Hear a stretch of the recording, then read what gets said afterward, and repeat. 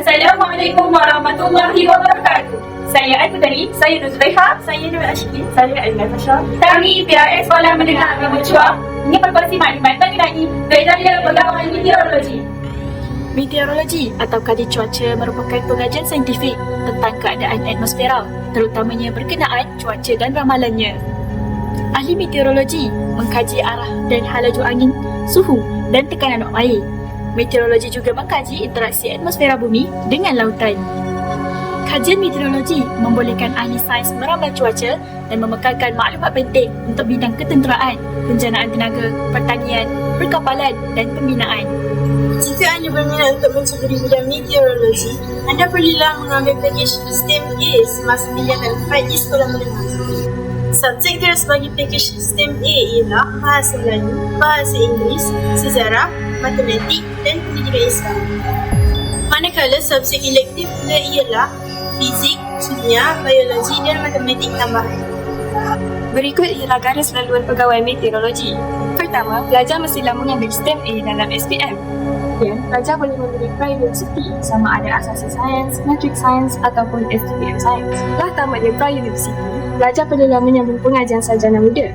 Untuk pengajian sarjana muda, kawan-kawan boleh mengambil kursus di universiti berikut. Setelah tamatnya sarjana muda, kawan-kawan boleh melanjutkan kursus sarjana. Untuk kursus sarjana, kawan-kawan boleh melanjutkan di universiti berikut. Akhir sekali, kawan-kawan boleh mengambil Doktor Falsafah di Universiti Awam ataupun luar negara. Bagaimana ya kita nak tahu kita sesuai atau tidak dengan bidang meteorologi? Selain kelayakan akademik, kita masih mempunyai minat personaliti yang tertentu jika ingin mendalami bidang meteorologi. Kawan-kawan boleh melakukan ujian psikometri iaitu inventory kecerdasan pelbagai dan mesti mendapat skor yang tinggi dalam linguistik, logik matematik, naturalist, visual, interpersonal dan existential. Ujian psikometri yang kedua ialah inventory minat kerja. Kawan-kawan mestilah memperoleh kod mata Holden iaitu I, R dan S. Ujian psikometri yang ketiga ialah inventory personality. Seorang ahli meteorologi mestilah handle personality, mudah menyesuaikan diri dengan berbagai situasi, berminat dengan aktiviti intelektual, mempunyai daya tahan yang tinggi, suka membuat pemerhatian dan analisis, mempunyai rasa empati yang tinggi serta berpandangan jauh. Kerjaya pegawai meteorologi ialah sangat bercabar. Cabaran yang pertama ialah keadaan cuaca boleh berubah dengan cepat.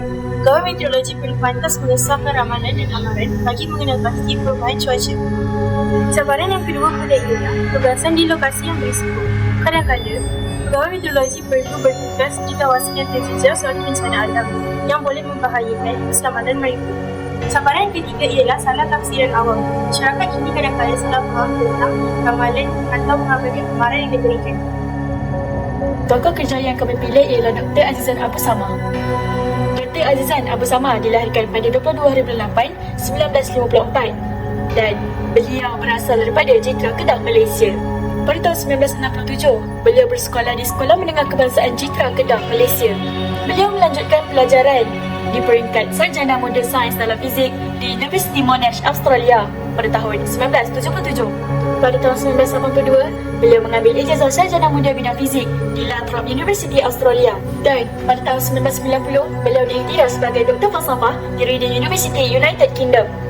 Pada tahun 1983 hingga 1991, beliau bekerja sebagai pensyarah di Universiti Malaya. Seterusnya, pada tahun 1992 hingga 2003, beliau diiktiraf sebagai Profesor Madya. Pencapaian beliau apabila dianugerahkan sebagai Profesor Emeritus pada tahun 2023. Beliau juga telah dianugerahkan pangkat Datuk oleh Sultan Kedah pada tahun 2006. Beliau juga merupakan Fellow Kanan Penyelidik di Institut Sains Samudera dan Bumi. Beliau merupakan Fellow Kanan Penyelidik di Institut Sains Samudera dan Bumi, juga banyak menghasilkan penulisan serta jurnal yang berimpak tinggi seperti Ocean Dynamics, National Journals of Climate and Journal of Geophysical Research. Pendidikan sains, teknologi, kejuruteraan dan matematik STEM penting dalam mempersiapkan pelajar bagi menghadapi cabaran global. Negara memerlukan bakat yang dilengkapi dengan pengetahuan dan kemahiran STEM agar dapat menyumbang kemahiran kemajuan ekonomi masa depan negara. Pelajar perlu menghadapi cabaran, melengkapkan dan meneruskan pengetahuan, menyelesaikan berbagai masalah ini boleh dipulih dengan menjalani bidang STEM untuk terus kena pilih kejayaan minat STEM anda.